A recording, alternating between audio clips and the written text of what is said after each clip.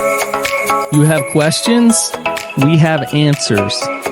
Welcome to the Therapist Question Box with your host, Miss Lindsay Schiss.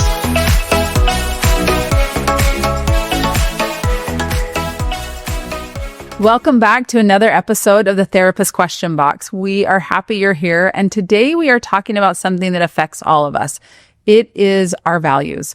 And whether or not we recognize it or not, we are often living by our values. And maybe we are not living by our values, and we're hoping to shed some light around maybe what happens when we don't live in our values. But really, it's asking ourselves, what really matters to me? What is important to me, and why is it important to me? So we're really unpacking what values are, how to discover them, and then how we really live in them. So today I have with me Kelly King. Kelly, thanks for being here. You're welcome. I am so happy to have Kelly here. Kelly hasn't been on the podcast for a while, and it was so fun to have her when you were here a few months ago. So I'm wondering if you would mind reintroducing yourself to our listeners. Yep, I'm happy to do that. I'm Kelly. I'm a therapist at Therapy Utah. Absolutely love what I do. I love people in general. I think that's what drew me to the field. And I naturally see the good in people, so it's easy for me to understand where they're coming from and to understand that everybody's just trying to do their best. I'm an attachment-based therapist. I love working with individuals, couples, families, especially families. I really enjoy that type of work and helping people just live a better life in their families, have better connection there. Yeah, Kelly was just telling me that she loves family therapy, and it is challenging one in general as a therapist to be a family therapist, but it's hard to find a good family therapist. So I love that that's something you specialize in and love to do because it's so needed and it's such an important work. So it's awesome. Very cool. Okay. So let me tell you a little bit about why this topic came. So it was actually in a session of mine. I had a client and he said, I was out mowing the lawn and I was listening to a bunch of different episodes of the podcast. And I noticed a theme that kept coming up, and it was you or the guests were talking about values, and it came up in every episode you were talking about. And I know what values are, and I know that I have values, but I'm not really sure how to define what mine are. And he said, but then he had just said, I have some, but I'm not sure what mine are, right? So interesting because I don't think he's alone. I think there's a lot of us that have been told this is what matters to you. Society has told us, parents have told us, our culture, religion has told us. But really drilling down to what are my values and what matters to me is what I would really like to discuss today. So first of all, how would you define what values are, Kelly? That's a great question. So I think it's really important to remember values are freely chosen. So they're freely chosen directions or guidelines about how you want to live, how you want to act, how you want to behave. But that freely chosen part is really key to understanding what values are. Okay. So that no one's imposing them upon us. Okay. We just get to choose what they are. Yes. Good. Okay. So how do we know though, if a value, and you say freely chosen, is something that I've chosen or that's something that I've been told from the time I'm in diapers is important to me? Yeah. Right? How can I tell the difference? Yeah. I mean, I think that's a great question. I think experimentation is one way. We kind of can try on values. I notice that I feel like my best self or my life goes well. I'm feeling good and connected, a solid sense of self. I have some purpose and direction. When I'm behaving this way, that's a good indication that those values are meaningful to you, that they're inviting purpose into your life, that you feel a sense of maybe safety or structure by living that way. That's a really good way to tell that those are yours. I love that. So a sense of safety and structure is a good way to tell if you're living by your values. Good. Okay. Safety is number one. If we feel safe in our body and our environment, then okay, I'm okay, right? Yeah. So good. I like that. That's a really helpful reminder. So let's talk about this. When you are doing values work with a client, how would you help somebody discover what are my values? I mean, again, talk about broad, talk about where does someone begin? Where do you have people start with that? I think there's some really good questions where you can start. I like to ask a client, what makes you come alive? If you reflect back on your life, when are the times when you felt very purposeful? When you just felt, you feel a sense of passion or excitement about something, that can be guide you to know what your values are. I think you can also ask questions like, when have you been the happiest? The happiest might be subjective and you might want some help understanding that. But usually if you ask people those questions when you've had meaning and purpose or happiness in your life, that will guide them to be able to articulate, I was doing this. It was when this was going on in my life. And then you can ask some more questions. What are the specifics of that? What did you like about that activity? Or, when I was in a third world country and I was helping to build something. It doesn't have to be big like that. Or, when I was really focused on building relationships in my family, I felt a lot of meaning with that. I noticed when I prioritize that, it just feels right and good to me. That can help a person kind of identify what was happening in their life and what characteristics were they living by that they felt that sense of purpose and goodness in their life. I love that. I love that you're going back to history. Like, here's what how you can find it. When have you felt this before? Purpose, guidance. When have you felt like, oh, this feels good to me. I'm living in alignment. That's a really helpful way. I think the opposite is also true. When have you felt like you are not living aligned with your purpose or what matters to you, right? I mean, do you use the same, the opposite as well? Yes. Okay. Yeah, for sure, right? Because what the research overwhelmingly shows for mental health, for good mental health, is that when our behaviors are aligned with our values, when we're acting, or we would say living in our values, we have really robust mental health. We're going to have less depression, less anxiety, more able to make decisions, right? It's going to feel easier. And when those are not aligned, then the opposite is true. We're going to feel a little adrift. Things are going to be harder. Gosh, I think that is so important, what you just said, that when we're living aligned, our mental health is better, period.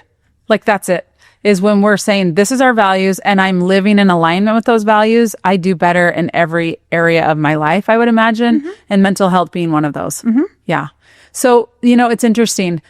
In therapy, I often think my job is not to help you say, this should be a value of yours. Why isn't this a value? I don't really, your values are yours. It's okay. I don't need to determine your values. I don't really care what they are. What I care about is that my clients are living aligned with their values, right? So we sometimes do this thing called a pillows value discussion. Do you know what I'm talking about? I think so. Yeah. So we talked about it, and for those of you that are just listening, I usually take 2 pillows and I'll say, okay, if this is your value, tell me where it is on this line, right? I'll have a line in the room and say, I don't believe in this at all on one end of the room. And on the other end of the room, I'll say, I totally believe in this, right? And I'll say, okay, where should I put the pillow? And they usually will put it right, where they believe they are with that. Do you believe, I remember having a client and it was, do you believe in having in sex before marriage? And he said, no, I don't. So he put it all the way on one end of the room. And I said, okay, how are you living in that value? And his pillow was actually at the other end. He was not living aligned with that value. So again, I was saying, we got to figure out how to align your behavior with your values and get those pillows on top of each other as opposed to at opposite ends of the room, right? So that same idea is like, how do we help our clients or, any of our listeners get clear, first of all, how we're understanding what the value is, but then how do we help them understand how to live aligned with their values? Yeah, it's such a good question. What I love about the question or the practice of that is values work will push you and shape you, right? It will pressure you to know yourself in a really good way. And maybe some of us have been living for someone else's values. Often in life, what it feels like is I have to choose between acceptance or approval or a relationship that becomes more important than what I actually value. And so over time, we can lose even a sense of what do I value, right? Because we feel like it has to be sacrificed for acceptance or connection. And so what I love helping clients do, and what anyone listening should think, is that's a beautiful practice to know yourself so well enough to say, this is most important to me, and I can tolerate the discomfort of someone not agreeing with that. And I can trust in the science, really the research behind living, matching my behavior or my actions to that value is really going to help me feel really good. Okay, but I love what you said, and I just want to push back a little bit, because if I'm acting in a way that preserves a relationship, boy, that might feel like life or death, right? Be it a child with a parent, be it in a marriage relationship. I mean, if I'm saying, you know what, but this is what I really believe in, but I'm acting in another way to preserve this relationship, like that feels like a big gap and so hard to say, nope, this is who I am. And like, love me or leave me kind of thing. Right? Yeah. How do you do that? And I think, it's kind of the quest of life. I think that's what we're all at the end of the day trying to say, how do I belong to me and how do I belong to you, whoever I'm in partnership with? How do I stay the child of my parents or my family unit or my family system and all of the rules and expectations are there while also belonging to myself? What if those diverge, right? That is the quest and the practice of a lifetime, but it's such a beautiful dance. I don't think we do it all at once. And the research does show that we grow into our values over time. So the older we get, the more we know ourselves better. Therapy can be so helpful with this, to have, a loving patient therapist who can be a mirror to you and say, hey, explain this to me, because this feels misaligned to me. And I want to know how it feels to you, right? I want to know, what would it feel like to make this little shift where you acted more in accordance with those values and tolerated that maybe possible rejection or some disapproval from someone you love? What would that be like for you? To have someone walk with you as you do that is beautiful work. Oh, it is. And I would imagine it sounds like you've done a lot of that, is saying, what would it feel like? Because sometimes the fear of it is so paralyzing that it's like, it's not even worth trying. But saying, try it, see what it's like. And I'll be here beside you to help you in that process. Yeah. Very cool. I love that idea. And I really do think, it's like you said, they're evolving. Our relationships evolve. We evolve. Our circumstances evolve. And so they are changing too, right? Like values aren't just one and done. Would you agree with that? Across the lifespan, they'll change. And I think they should. Sometimes we pick up values as we go through life. Maybe we, value someone else who we're close to, or even, religion and spirituality. We might try on those values and really, discover, wow, I didn't realize that was important to me or that was missing from my life. And now I can choose into that fully, not compulsively, not because someone told me I should do it, and certainly not to prove my identity, right? When we're secure in our identity, in fact, the research says this, when people are given space to explore and discover their values, that is optimum. They come to a place of strong well-being. And so giving ourselves that space to explore and try and really internalize what's important to us without fear of shame. And that fear might be there and we can still do that, but that process is really important.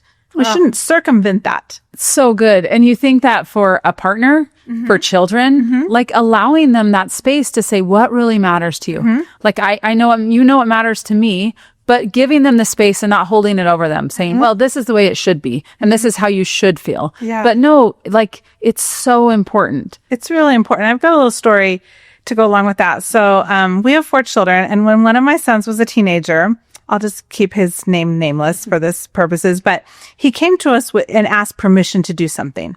And it wasn't something that my husband and I were super happy about, but he was almost 18. And so I came to him and I said, I'm going to give you 2 answers. Okay. I'm going to give you my counsel and then I'm going to give you my permission. And so I said, I'm going to give you permission to choose however you want to handle this situation. But my counsel is going to be separate from that. And here's what I would want you to know, right? I want you to think about this and this. I want you to know how I feel about the situation. I want you to know how your dad feels about it. But we're going to let you decide and we're here to support you either way. And it was such a great moment in our relationship to get to that, where I just gave him a little bit of space. It wasn't life-threatening. It wasn't anything I was worried about. I did want him to choose a certain way, but I was also pretty surrendered about it. And we just let him have that space to explore some values there. Oh, that's such a good example. But what I'm hearing, and I think it's so important, as you said, I was surrendered. You were okay. Regardless of the outcome, regardless of his choice, you were going to be okay. Versus, I'm going to give you the choice, but I'm actually going to be resentful or I'm going to be punishing after the fact. No, you said, I'm going to give you the choice and I'm okay with that. Yeah. And the reason I was okay is because I value him as a person and my relationship with him. So my values actually informed how my behavior there, right? I really value giving him space, staying good in close connection with him. And that's what led out there, right? Not the need to forced him to do something or to control the situation. So my values really informed that and gave him space on his values. Yes. But I think it's really important to add is that you weren't acting in fear. That's true. Because if you were fearful, then sometimes it just circumvents all of our values and we go, oh my gosh, this is not okay. Mayday, right? It's so true. And I think we have to get clear about that, right? None of us would say we value fear. No. And yet how often is that what's informing our decision? Yes. So when we have these guiding values, I love them that they're these freely chosen directions for how we want to act. Nobody's going to say fear. And so let's get clear about what's informing our behavior, fear or our values. Absolutely. And I think when we're being informed by only our emotions, I'm afraid, I'm nervous, I'm happy, I'm excited, and that's where we inform our behavior, boy, we're going to not be living in our values. We're just going to be living in our emotions all the time. Yes. So when we can say, no, we live by our values versus we live by our emotions, right? It's a totally different way to show up in the world. Because when you can say, you know what, maybe I was afraid what he did, what he could have done, right?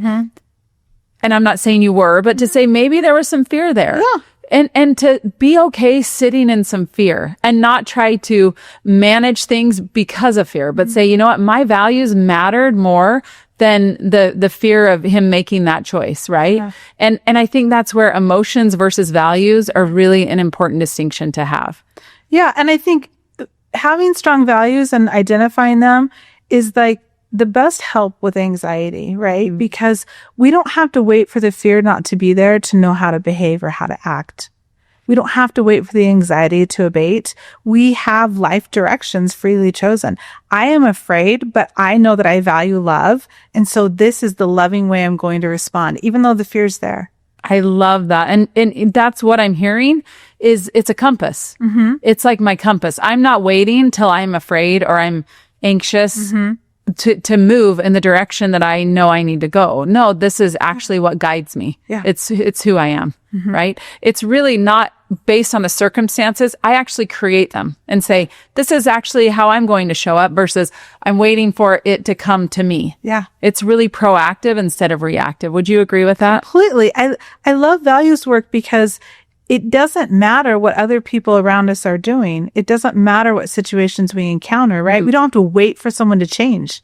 We don't have to wait for our partner to get healed. We don't have to wait for grandma to self-discover how she's been acting around the family. We don't have to wait for any of that. We can act. It's very supportive of autonomy, of agency, of accountability. It gives us all the power. Yes. Now, it doesn't mean it's not hard. I don't want to minimalize it. One of the big things about values work is that we are going to have conflicting sometimes in what feels like competing values. And instead, I like to reframe that. How come these values that feel maybe at the outset to be conflicting, how can they be complementary? Right? Can I value relationships or connection and independence at the same time? And what would that look like? And absolutely, it's possible. But we've got to reframe. We've got to say, how do these values complement each other? I love that because I can see that being a real stuck point for people.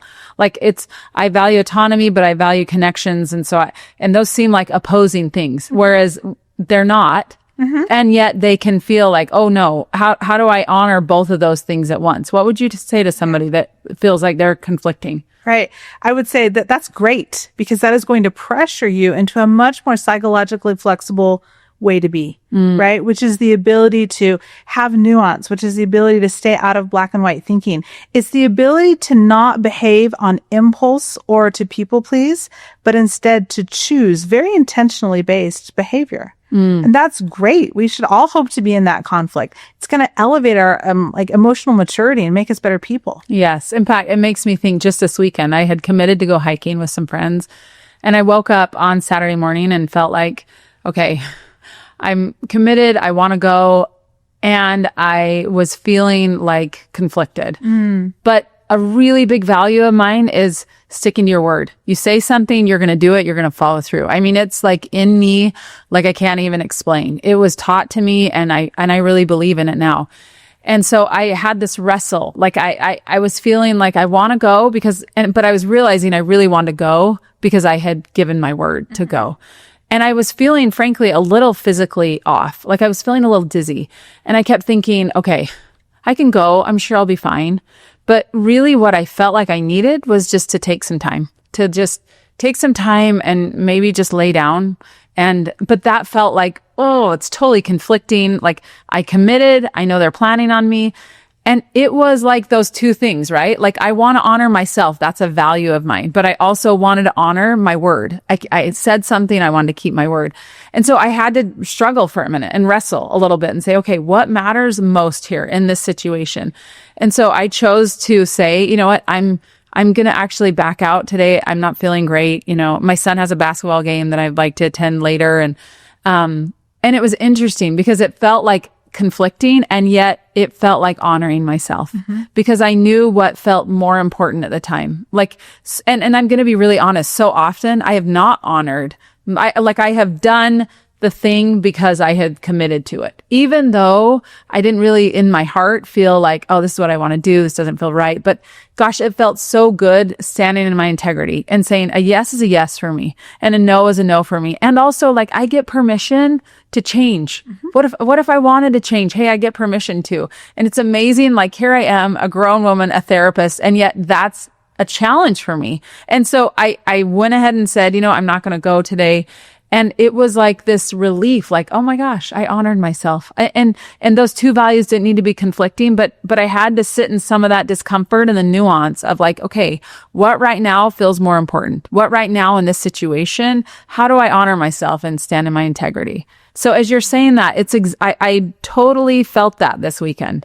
Yeah, it's a great example. And, you know, so many of us are part of family systems. I can picture a listener hearing this like, well, they don't know my family, right? And they don't know the level of judgment or maybe the cold shoulder or how people are talked about behind people's backs when they don't conform, when they have those conflicting values, right? But small changes are absolutely possible, right? Really looking at our family systems and going, what are we even doing? I mean, what level of honesty or integrity do we have? Or how could I get the support to step into that discomfort of maybe not choosing based on pleasing someone, but choosing, you know, based on my own values? And what kind of gift would that be to myself? Right? How would that impact my symptoms of depression, my symptoms of anxiety, my symptoms of powerlessness that I live in and can't seem to feel like I can shake? There can be really small steps to take that can be so impactful. Gosh, Kelly, as you say that, it makes me think like this is why values work matters so much. It's not just kind of pie in the sky. It is literally like, it impacts so many things. It impacts the way I show up in the world, the way I trust myself, the way that, like you're saying, with depression and anxiety, like it is a huge deal. And sometimes it just takes that moment of courage to say, you know what? I'm going to do this because this is what matters to me. This is what feels most important to me. And when you said small changes are possible, because you're right. We don't know everybody's family dynamic. We don't know their history, but to just say, you know what, just that little tweak actually can make a big difference in the way that your emotional and mental health shows up in your own world, right? Totally. I love that. I think that's such a really important idea. I also think, and I want to ask you this question, I often find that values show up after there's a pain point. There's something that we've had to choose between. There's a problem that's happened. And so how can we make those pain points help us understand our values? Like really get clear. Okay, this is what mattered to me in this. And it might be after some missteps in our lives. I think that's a good question. I think that's a really good way to look at guilt, like a sense of guilt or even regret. It really can show you what you value. You know, I had kind of an argument with one of my kids and I felt really bad about that. And because I care about that relationship, because I value how I show up as a mom and as a person in the world, and because I care about self-reflection, and I needed to take a hard look at some feedback I was getting that was not very flattering and say, where is that true for me, right? And I had some hard feelings of guilt around that. I'm moving my hand because I felt it in my chest. I'm noticing right now that I felt it where I felt it in my body. But that was so helpful to me. It's helping me be the kind of person that I want to be. So absolutely, pain often can point us to our values. It can point us to where we're misaligned, where we need to do some repair work, where we need to do some self-compassion and be a little more gentle with ourselves. You know, this is hard. Of course you would feel that way. Of I've been in a family system for this long and this has been going on. That makes sense that I would struggle with this, right? Really how we talk to ourselves, it's going to invite a lot of self-compassion. Gosh, I love that reminder because you could have easily gotten really defensive. You could have easily put up your guard and said, oh my gosh, like you're a punk and look how you acted, you know, like look what happened here. But instead you were like, wait a minute, I actually need to look in the mirror at this. And maybe, you know, it wasn't as flattering and it's painful sometimes to do that. Often it's painful, but to sit in compassion. And the other thing I think too is to sit in curiosity. Like, you know, I didn't show up the way I wanted to in that conversation. That isn't who I want to be. And yeah, there's room to do better. It's okay. Like, I'm not a flawed, we're all flawed, but I'm not like it doesn't mean that I'm not a committed, loving mother. It means that I'm human and I'm making mistakes and missteps all the time. Yeah. So here we are. Yeah. It reminds me of a time many years ago. My mom had terminal cancer and we had to make some really hard decisions about her healthcare. And I remember at one point we had to decide if she was going to come home and live out her remainder of her days in our home or if we were going to put her in a care facility. And that was a really hard decision to make. Yes. And there were a lot of people in the extended family who had really strong opinions about that. And I got a lot of stories about, well, when my mom was sick, we brought her home, right? And da, da, da, da. And in the end, my husband and I decided to have her be in a care facility. We had young children at the time, and we thought about the value around raising our kids. I was worried about maybe that would be too much for our young kids to have grandma at home and watch her pass away. And it might be better for the family system to have her supported health-wise in another situation, and we would go and provide adjunct support. So we made that decision, right? But I've thought about that a lot, just, you know, really stepping into my own values around that, having to make a tough decision, being kind with myself, recognizing that other people's decisions don't have to be the same as mine, and mine doesn't have to be the same as theirs, and really separating my identity from that. I really let my values lead and not have it be like, if I don't bring my mom home to live her last days in my home, that I didn't make it mean I was a bad person. And I think values can really help you understand that I am a good person. I was a good person. I made that choice out of love for my mom, love for my kids, and love for myself. And it looked different than how other people might have chosen it. And that's okay. So that's kind of a long story. Oh, but I thank you for sharing that, because boy, those are tender and hard decisions to make. But it sounded like you could make that really difficult decision because you were aligned with your values. You were really clear about what mattered to you. And I really appreciate that you said, separate your identity from decisions. Like this, it didn't make you less of a loving, committed daughter. It actually made you living in your values, and you were still taking care of your mom in the best way that you knew how for so many people involved. It wasn't just your mom. It wasn't just you. There were so many factors to take into account. Yeah, it was a loving decision that I did. So if I got stuck in the only way to be a loving person is to have her in my home, right? I might have made a decision that wouldn't have benefited us so much and benefited her. But if I broaden and get clear on what does it mean to be a loving daughter, there are a lot of options in a lot of ways. You know, we had 9 months with my mom in that care facility, and it was filled with like outings and picnics and things that I was really able to do while caring for a dying parent and my young family that I wouldn't have been able to do had she been in my home. Right. And so I just think we have to get clear about what does it mean to be loving and use those as guidelines, remember, and not as these strict, rigid, there's only one way to do something. Yes. My identity's on the line. So good. Did you feel that in the moment, Kelly, or was that in looking back? You could kind of feel that way? Yeah, it was probably more in looking back. I had some good mentors at the time that I turned to for some counsel, and I really valued their input, and it felt right to me, but I'm sure it was only looking back. I was young and had less life experience, but now looking back, I'm just so clear on there are a million ways to be a loving, good person. Right? There's not just one. And so get clear about, you say like, well, I value integrity. Well, what does it mean to have integrity in a situation? You know, get clear about that. Notice the ways you are having integrity around a situation, right? Totally. Instead of this black and white thinking. I love that. Like, notice how you're acting. What's your behavior, right? Notice how you're acting. And again, sit in curiosity around it. I think so often we go to like, this is what it is and isn't. This is who I am and who I'm not, versus sitting in some of that nuance around it, right? Just kind of going, interesting. Yeah, I'll have to really look at that. And, you know, I think it's also really important to recognize that my values don't need to be your values, right? So like the way that felt loving to you was right for you. And it may look very different for me. And that's okay. Like it's actually really important, right? I remember being asked about my values. It was actually when I was in school, and one of the top things that came up for me, and to be really honest, I was embarrassed about, was fun. And I thought, oh my gosh, like I got to have one that matters more, that is deeper, that has more teeth to it, like fun. Come on. And I actually like kept wrestling with it. And I thought, the truth is, fun actually really does matter to me. Like as a girl, that was like number one. If it was fun, I was all in. And I was, you know, I didn't get a lot of things done because that was a really big value. Now I figured out how to manage that. But I really thought like, it's okay that my value of fun is not maybe what everybody else's is, or that it's a top value of mine, right?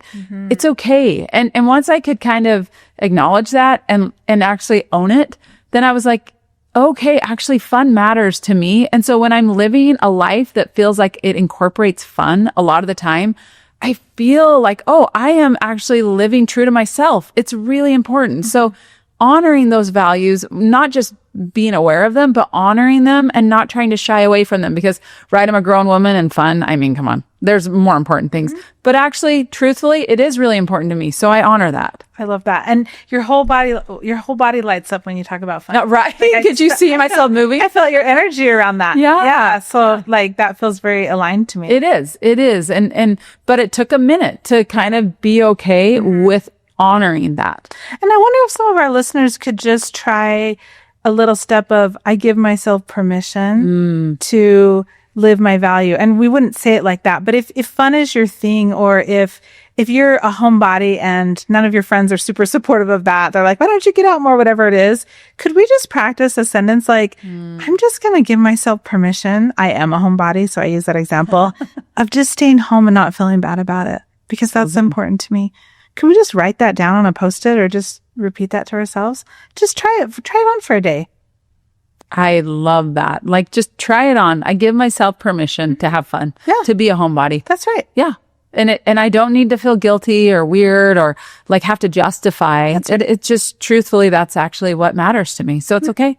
Yeah. I don't need to justify. I love that. Right. And that space you take up in the world with that permission, that shifts everything. It's just like you just legitimized yourself. Yes. And you're not striving. You're not, as Brene Brown says, hustling for worth in that moment, right? You're just showing up. You don't have to worry about that hustle. You're so much more available to give, to build, to create, to support, to live your life's purpose.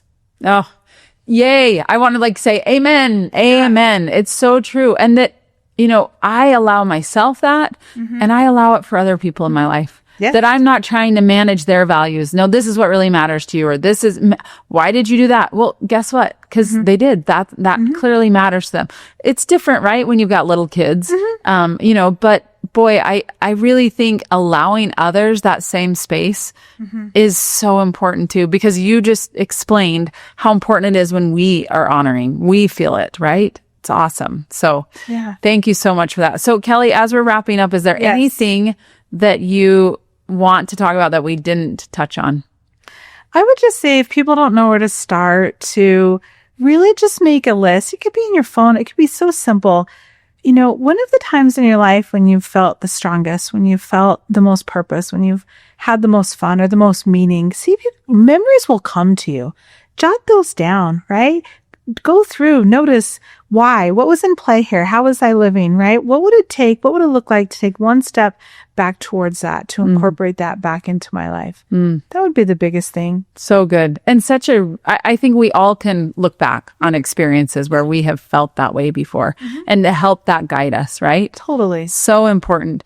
I want to go through a couple of things that you talked about, is really understanding, going back what you just said, looking back in our history, when have I felt good and aligned, safe, you said, right? When I felt safe, when have I felt purpose and meaning in my life? That will help us understand, oh, it's because this was happening or I was living like this, right? I love the idea that small changes are possible. Like we don't need to do a 180. We can just make some small tweaks and some small changes, right?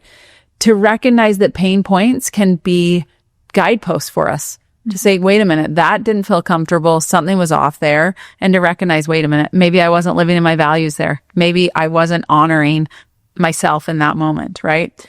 I love the idea of separating identity from decisions. Like, wait a minute, these are my key values and I'm living in that way. I loved your example of your mom. Boy, that's not an easy decision. And yet you were honoring your values and living true to yourself in that decision, even if it was a hard decision, right? And at the end, I give myself permission to honor my values. I give myself permission. And I give others the same permission. I want them to live their highest and best selves. And this is how I do it, right? I think that as a mother, as a wife, as an employee, as a person in this world, like, how do I do that in all of these relationships? And I believe values work is some of the most important work we do. I really 100% believe that, because I believe it really matters how we show up in the world. When we get clear about our values, it defines how we show up with others and in the world. And when we're clear on that, it makes all the difference. Yeah. So true. Well, I really hope that this conversation was enlightening for you, Kelly. I love talking with you. So thank you for your insights. I hope it gave a sense of clarity and, hopefully provided some good questions. If you have some new questions and you're wrestling with some things, I would just tell you, good. That shows that there's some work to do there, right? It's not a problem, but there's work to do around that. Noticing what matters to you is the first step in really getting clear about your values and where you are or are not living in alignment. Thank you so much for joining us today and for this discussion on values. Until next time, take care.